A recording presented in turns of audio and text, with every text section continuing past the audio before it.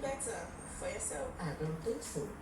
Because when you change your skin, it shows inferiority complex to start with. It means that you don't value yourself. Because if you value your body and you value your skin, you should not change it. That is the way I see it. But of course, there are so many vices that have led to this skin lightening. A lot of young people or a lot of people feel that if their skin, especially women, if their skin is not light, I mean, for those that are yet to be married, they feel that they won't get the kind of man that will marry them because skin lightening comes with attraction. And so everybody wants to be attracted to skin lightening. Unfortunately, this is not just about the young girls. We also have men that are bleaching and are bleaching more these days. And we keep wondering, so why are you bleaching? You are bleaching to please who? To attract who? For who to love you? These are the questions that we need to ask ourselves. All right. Oluwatoyin, doctor here in the studio, has highlighted some of the reasons from her lenses why she thinks people bleach their skin. But you once bleached your skin and now you're out of that place. But could you now tell us if her reasons, the possible reasons, align with why and how you did what you did and why eventually did you stop? I can't really say I bleached my skin. I used skin whitening products, and then the end result of skin whitening is also bleaching. So the reason why I bought those products were growing up, when you have sun, the sun damages some people that are born light. So I had hyperpigmentations in my face and my legs. They were not the same color as my body. So I wanted to, make it the same colors. That's why I got that product.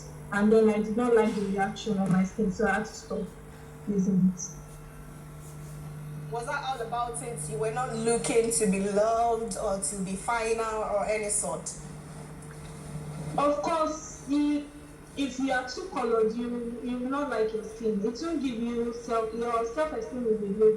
So I wanted to, make my skin the same color so that my self-esteem will be better. I won't have mismatched colors on my skin. So that's why I got the product in the first place. Okay, I will ask you the same question I posed to Dr. Achakpa about Nigerians using skin lightening creams and other related products. Don't you think that there is something good about it and about them that's, everyone, not everyone exactly, 70% of Nigerian women run to it? 77%. 77%. Okay, to them, I think it seems good because if you notice some reaction, if it is not good to you, you will stop. But to them, it seems good that they are using it because, like doctor said, it boosts, there's a way Nigerians see light-skinned people and they think they are privileged. They come from wealth and all. So that's why most women, I think, use skin lightening products to make them seem privileged and like they come from money. So, and also the men using skin lightening products, I don't know what they see in it though, but maybe self-esteem, maybe they want to look good, or I don't know, but basically what people say in skin lightening products is to, make them look that big, because it makes you look as if you are privileged. Yeah. Okay, since you don't know, let's give you some time to know and come back to the studio. The doctor, she mentioned how her goal was not in the immediate to bleach. She just wanted to correct some hyperpigmentation and level up same color, like even tone it. But bleaching and skin lightening, are we just speaking English or indeed they are different things? It's a matter of semantics. I think they're the same thing. Skin bleaching and skin lightening are all the same thing. Bleaching, you use chemicals on your body. Skin lightening, you also see use of chemicals on your body. So we're talking about the same thing but in different contexts. And maybe using different semantic or different English so that to confuse people.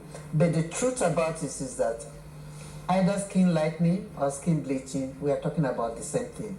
And this has a great repercussions on your health.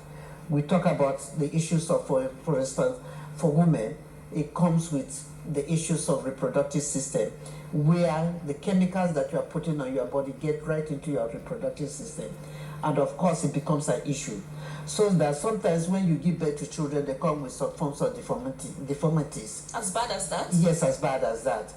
And because you are putting mercury in your body, what you are putting, you don't know the kind of chemicals that you are putting on your body. That is why Nigeria went ahead to sign what they call Minamata Convention.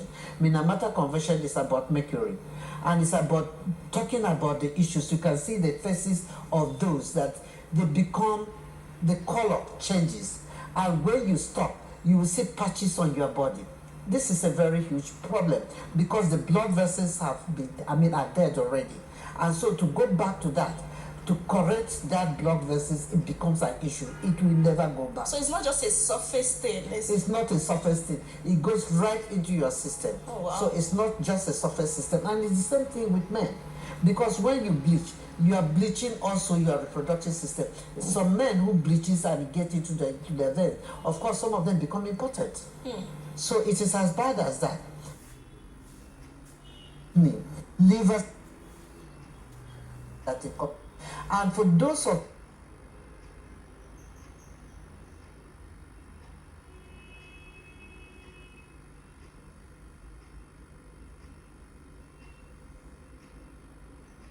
it had helped. When we bleach, all the chemicals that we wash from our body get into the environment. When they get into the environment, it gets to the food system that we produce. And this food system is being tested. And that is why Nigerian food is not acceptable, for instance, in UK.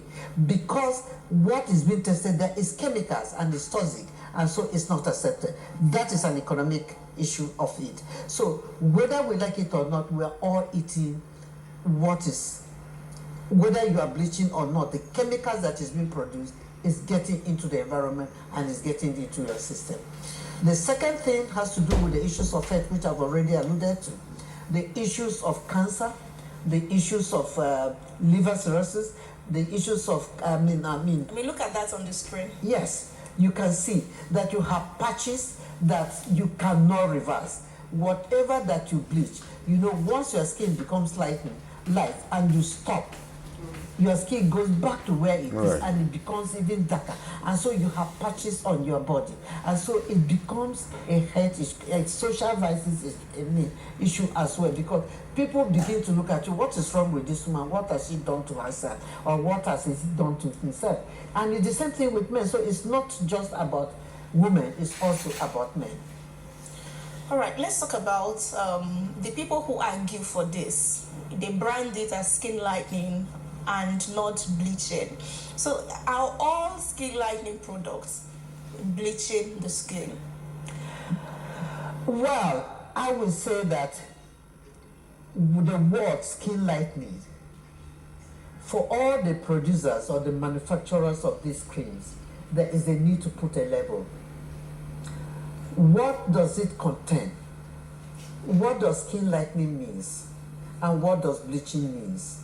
We need to know on the shelves for each of the product that you produce, we need the manufacturers to put the label there to be able to say this is the chemicals or this is what it contains and this is how harmful it is to the body. So either skin bleaching or skin whitening, we are still, like I said before, we are still talking about the same thing. Why are you bleaching? You are bleaching so that your skin will become white, so that you attract people. Your skin whitening, what is it? You are lightening your skin. So it's a matter of language. It's a matter of semantics. So it has really, for me, I feel that skin lightening or skin bleaching, we are all saying the same thing. Okay. Toyin, let's bring you back into the conversation. There are also people who say, well, I'm not even trying to lighten up my skin. I'm not bleaching either, as you put it. But then I'm just toning. just gradually toning. Is that what you did to correct the impact of what happened to you while you were trying to correct the hyperpigmentation you suffered? No, that was not what happened. I got a skin lightening product, like this skincare vendors. One of them recommended one to me, so I bought it and I started using it. But the reaction on my skin was not what I was expecting. The green veins, my nails were turning brown and all. So I had to stop it because I knew that this was bleaching. Even though it was not written, there was nothing written on that cream that looks like a bleaching ingredient. Because that's the problem. Some of these products, they don't really write what is in that product. So, but if you are conversant with your body, you know that okay, this thing is bleaching and you need to stop. So that was what happened. Sort of emphasizes what you said about label properly. Let people know what they are getting into. You know, I see some people, burnt people, not fire or anything, people who burnt themselves with all of those products. And I've asked many times, do they tell you that fair people are on salary? That do they pay people for being fair and being fair solely? But let's talk about the bans on the use of skin lightening product, which seem largely ignored. Who issued these bans, which appear to maybe effectively not enforced? Well, we have regulatory agencies, NAFDAC, Standard Organization, NESRA, we have Ministry of Health, Department of Cosmetics, and we have Federal Ministry of Environment, the Department of Pollution Control.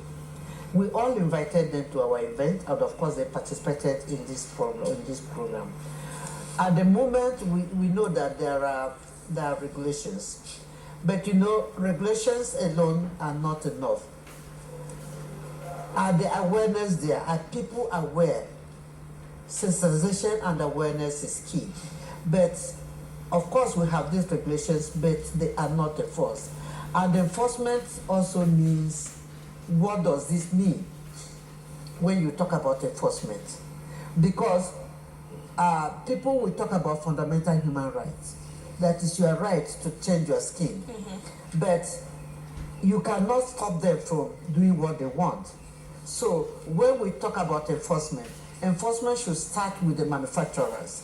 The manufacturers should be able to label in the first place that these chemicals that they're using on these products are dangerous for the head. And that is what we feel that the regulations should be talking about. But also the fact that these things get into the blood streams, the blood vessels of the human being. It is important that people get to know about it. So in terms of awareness, I must say that the awareness of skin lightening or skin bleaching is very low. And this needs to be changed. A lot of awareness needs to be carried out, and that is why Women Environmental Program, which I'm the global lead and founder, has taken up this with our partners who are out there in Netherlands, Women Engaged for a Common Future, and of course the Women Power Project, to make sure that this project that we are taking up, this campaign is not just in Nigeria, but it becomes an African campaign. Because it's very important you discover that most of the African countries are bleaching, especially with women and men. Unfortunately, Nigeria has the highest of about 77%. And these products are not known. Nigeria is a member of the Minamata Convention of the United Nations Environment Program. And therefore, the need to create awareness as much as possible is important, because whether we like it or not, each and every one of us is affected by this. It's either we have a sister, or we have a daughter, or we have a friend, or we have a wife that is bleaching. What can we do to stop them from bleaching? What awareness can we create to them? What are the issues that we can raise with them so that they value their skin and know that these things that they're putting on their body is chemicals and it is destroying their lives? So yes, we have regulatory bodies, we have policies, but policies are not enough. The enforcement is also should start from the manufacturers, and labeling is very important. You can imagine that women are bleaching their children. What does the children know? A child that is just 2 years, what does she know, or what does he know, that you are putting these chemicals on his body, not knowing that you are destroying his life completely. And this is happening within the families.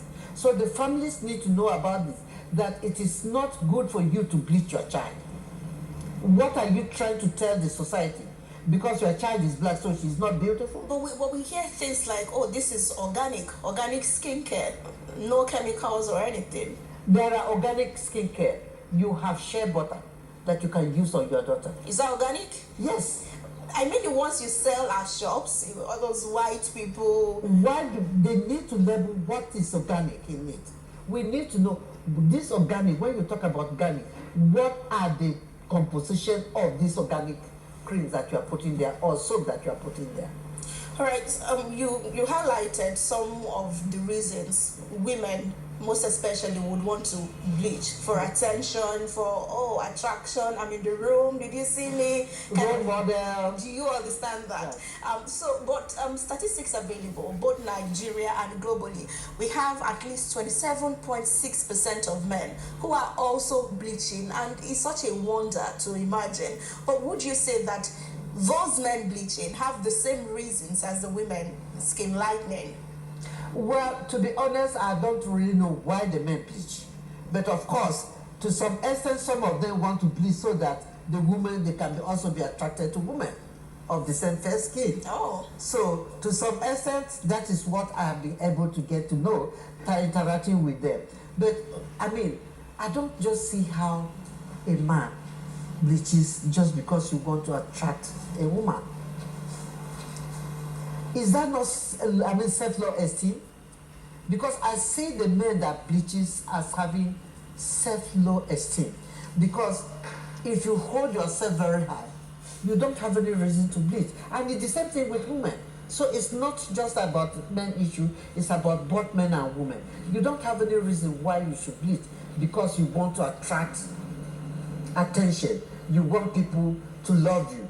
You want, especially young girls, to feel that, oh, this is a skin lightening man.